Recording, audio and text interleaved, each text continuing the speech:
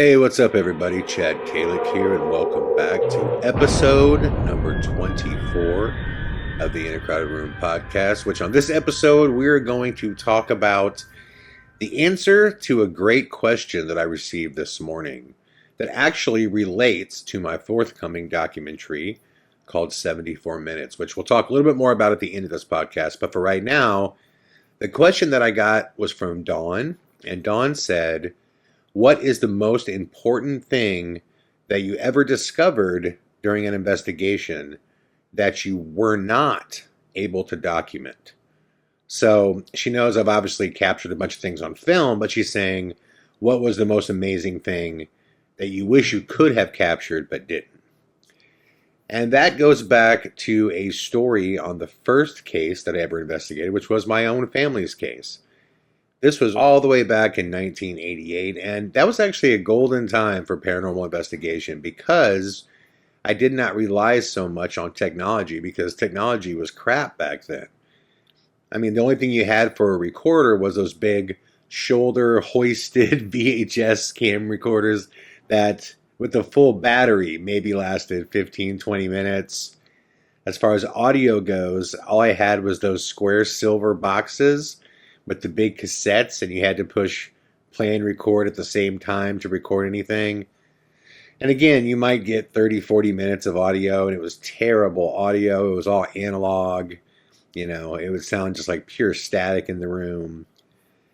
Because of that, you had to do a lot of historical work. You had to really dig into the town, the house, the history, the deeds, all that stuff, which is also why I enjoyed Paranormal State, because they did a lot of methods that I had to do as a younger child to try to figure out what was going on with my family, what was going on in Persia, Iowa, what was going on with our house. Now, let me give you a little bit of history here. Once we moved into the house in Persia, Iowa, and by the way, before I get going with this, in case you don't know, my family story is documented in a documentary called American Ghost Hunter. You could watch it on Hulu and everywhere else that movies are available and documentaries are available. If you haven't seen it yet, I strongly urge you to. And in that documentary, you'll see that my father was burned really bad in an accident in Texas that caused us to move back to Iowa for a cooler climate, because once you're burned and you have all the scar tissue doesn't sweat, so he couldn't be in a hot climate. He had to be in a cooler climate, and his whole family was from the Omaha, Nebraska area. So we wound up in this house in Persia, Iowa, that we later learned the two previous families had sold because they believed it to be haunted.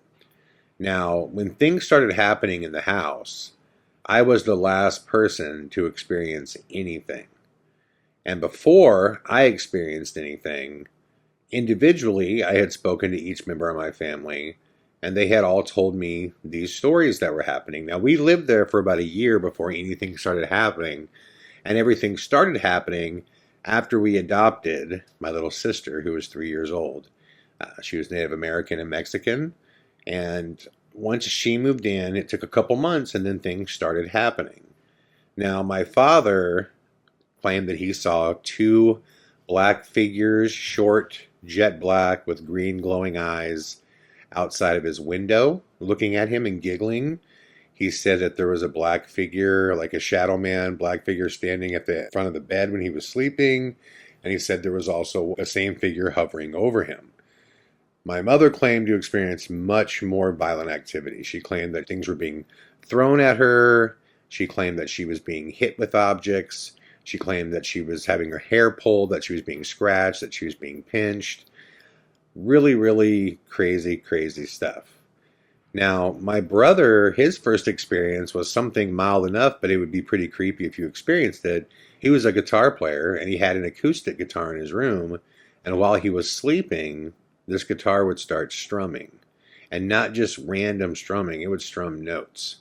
So, when I first started hearing all this stuff, I honestly thought everybody was going crazy, because other than weird feelings, I didn't experience anything that I can verify. All I remember is that I did not like the house when we showed up to look at it for the first time. I was super nervous being in the house.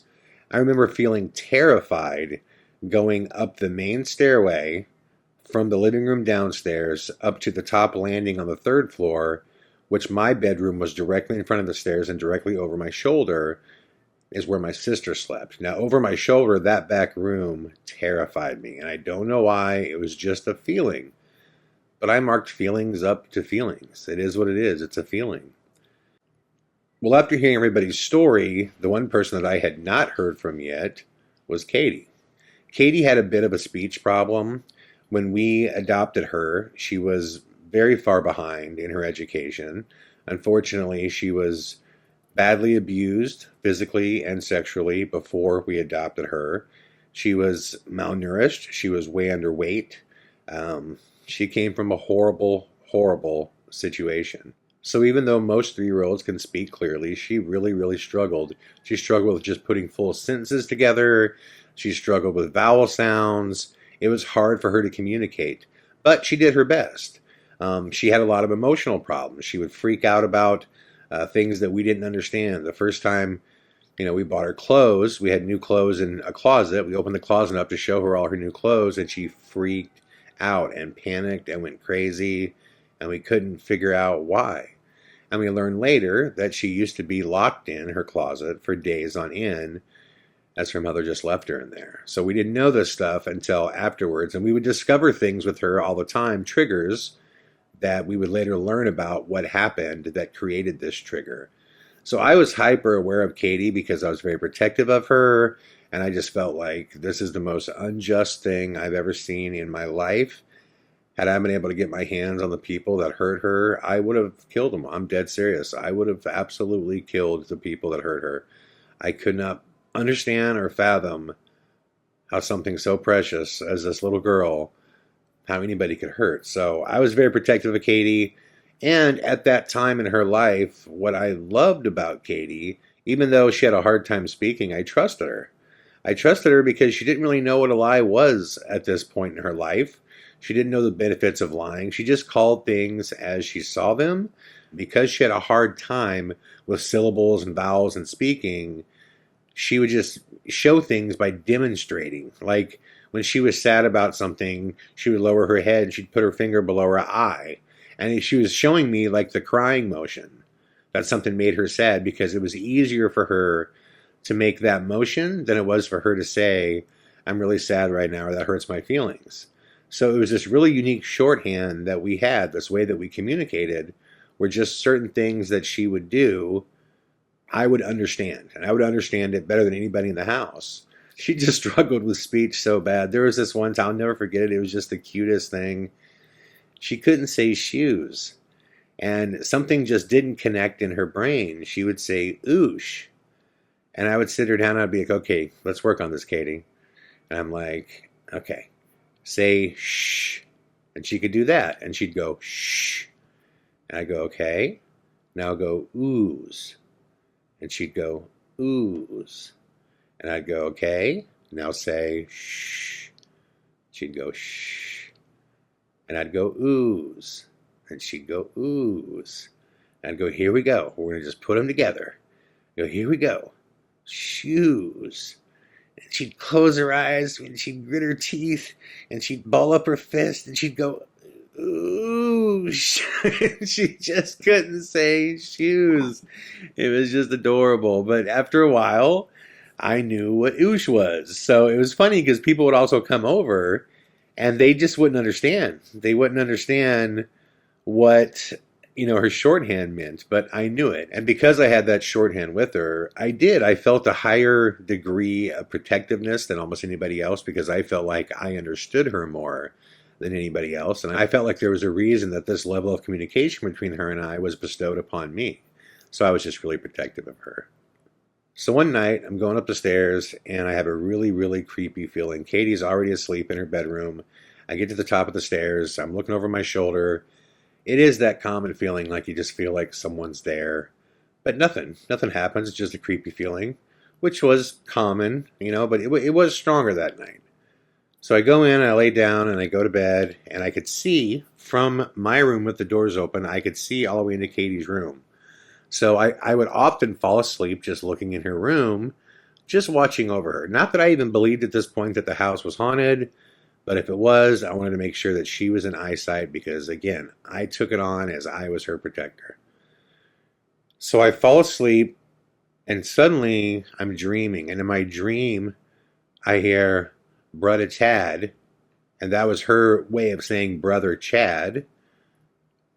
And I'm like, in my dream, I'm thinking she's standing in front of me, and she's saying, wake up, wake up. And then I open my eyes, and Katie is like 6 inches from my face. And it's not a dream. She's really in my room saying, Brother Chad, wake up. I'm like, oh my God. I like freaked out, like jumped back, and she jumped back. I'm like, no, Katie. I'm like, it's okay. It's okay. Come here. What's wrong? And what she explained was, she said that she wanted to sleep with me because there was a green hand that came out of the wall and it was trying to tuck her in. And I'm like, huh? And I had her explain it 3 or 4 times to make sure that I clearly understood what she was talking about. And she said there was a green hand that came out of the wall to tuck her in. And I'm like, huh. Well, this freaked me out because, again, I just know Katie doesn't even know how to lie. She wouldn't find a benefit in doing so. She's certainly not going to wake up at 3 in the morning, walk alone all the way down to my room to wake me up to tell me she wants to, climb in my bed because she's so freaked out because there's a green hand that's trying to tuck her in. So I say, okay, well, let's go, tell the green hand it's gotta leave. It's gotta go back into the wall. And she's like, no, she's not going back to her room that night. She's not. She said, I'll stay here. I'll stay here. And I'm like, wow. So she does not want to even go back in the room. So I go back in her room myself. I'm completely alone. And nothing happens. I don't see anything. Nothing that could even remotely look like a green hand. Nothing. And I come back into my bedroom and I'm like, I don't see anything, Katie. I don't see any green hand. And she starts crying and starts saying, I'm not lying. I'm not lying. She's telling me, I'm telling you the truth. I'm telling you the truth. And in her way of communicating it. And I said, no, sweetheart, I'm not saying you're lying at all. I'm just saying I don't see it. And you could totally sleep here in the bed. That's fine. Woke up the next morning. Everything was fine. And, I told my parents about it before I went off to school. I said, hey, Katie woke me up last night. And she said, some green hand tried to tuck her in. And I said, but for what it's worth, it was trying to tuck her in. So that's not a violent or terrible act. So hopefully if there is a ghost here, it was trying to do something nice, but it freaked her out. And I could see genuine concern on my parents' face. And I just went off to school and chalked it up as another weird thing that happened in that house.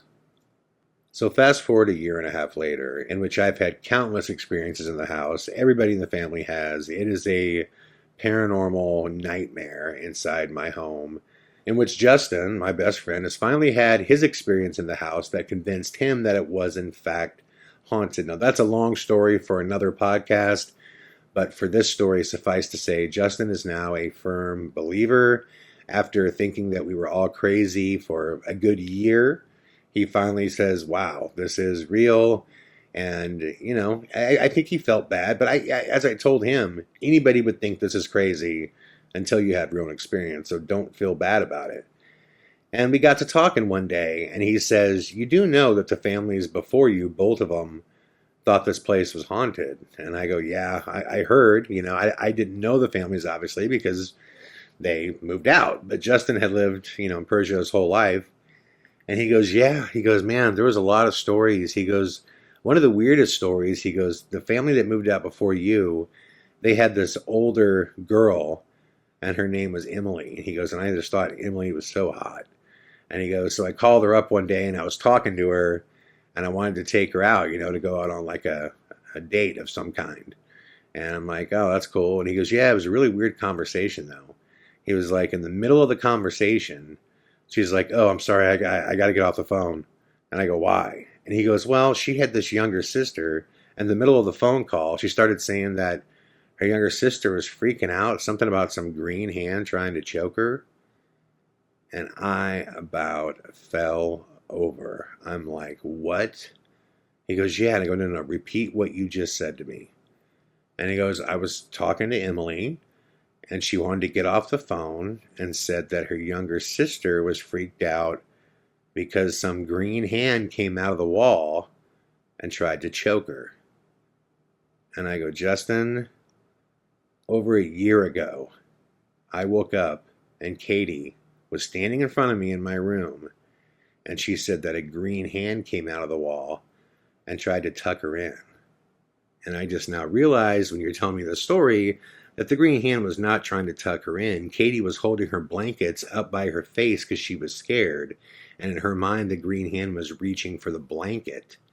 And he goes, dude, come on. I go, Justin, I'm not kidding you. She told me this story.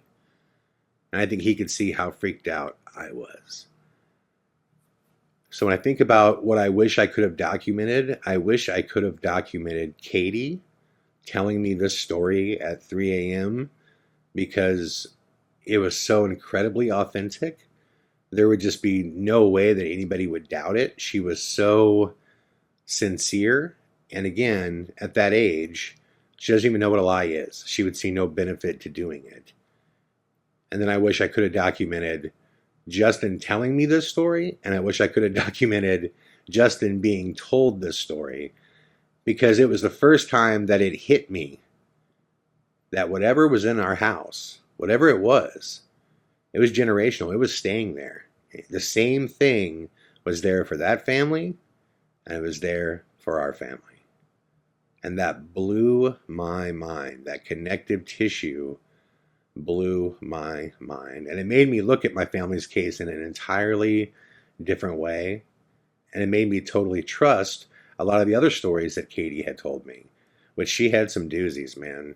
She talked about some figure that would walk up the back stairs to the place, and it would look in with glowing eyes and overlook her when she was going to sleep, that she would wake up in the middle of the night and she would just see tall glowing eyes. That's how she described it, tall glowing eyes that would be looking through this glass window on this door as she would sleep. And there was also, she had a magnet board with all the magnets that make up the alphabet. And I would come in there and there would be messages that would say, let her play with me, things like that, that would just freak me the hell out. And I just didn't know what was going on. So I wish I could have documented that type of stuff. And the reason I bring this up is, when you do paranormal investigations, I think there's two reasons to do them. The most important one is just for yourself. You're trying to determine what your beliefs are. At least I was. I was trying to determine, first and foremost, do I believe that this phenomenon is legitimate, that it's real, and that it's worthy of my time? Should I pursue this further? And then I think the second reason is education, is to show the world that this stuff is real. One of the things that really frustrated me the entire time is that this was a reality in my home. This was going on. But yet you could not tell anybody without being called a nutbag, insane, crazy, wanting attention. There was nothing more frustrating than that. And I knew the only way to turn the tide on that would be evidence, would be able to show people what you experienced. And I bring this up because I do have a film coming out called 74 Minutes. I just announced it. And what 74 Minutes is the total amount of footage over the course of 25 years, 500 plus investigations, that I was left with. 74 minutes of total footage of unexplained events. That's what it totaled. That when I sit down and say, I could not explain that, my team and I could not explain that. And it's over 30 different clips of things that I've captured that are just absolutely mind-blowing. And I was asked the question as well, is this just going to be, you hit play on the movie and it's just a bunch of footage? And of course not. There's a story, a progression, my story as an investigator, not as the son of my mother and working through my family stuff, but what got me started and what did I learn in the very end beyond ghosts are real. Obviously, I think ghosts are real, but what is a ghost? And the different classifications of ghosts. What have I learned about those? And there's a lot of theories that I have, that I haven't even brought out to the public yet, because I knew they needed to be set up and explained. I needed to be able to show a series of events that I filmed to show certain things involving animals and their abilities to sense spirits, certain things involving possession cases, I think there's physical landmarks that you can identify these cases on. There's all kinds of information that I've learned over 25 years from doing this. That's why this story was so important to me too, because this green hand thing actually had a Native American story to it. There was an old Native American legend with the Potawatomi Indians that involved a green hand, and it was basically a spiritual punishing element, which I'll get into more in the movie because I do talk about this in the movie. But just so you guys know who are interested in 74 minutes, it's not just going to be, oh, look, here's a bunch of evidence clips. There's a lot of context and a massive amount of storytelling elements to the entire thing that basically sum up a thesis. When I started investigating, there had to come a time where I put forward what I find. Like any other investigator in any other field, they go out and they investigate, they get the results, and then they try to get it published, right? That's the same thing as me releasing this, is basically what you're doing is peer review. I'm putting it out there for the world to see and say, this is what I've learned. This is why I think what I think. And people are going to have to explain how on 30 plus pieces of evidence, how we were wrong on all of it when we could not figure these things out. And the theories that I'm going to put forward, definitely need peer review because the field's been just stagnant for a really, really, really long time. And it already has some of the best storytelling elements that I've ever included in a documentary because it's such a passionate story for me. And there were so many moments, where my life was changed and my views about the world had been changed in seconds due to things that I experienced. So, having said that, I hope you enjoyed episode number 24 of the In a Crowded Room podcast. I will be back tomorrow with more. All the best.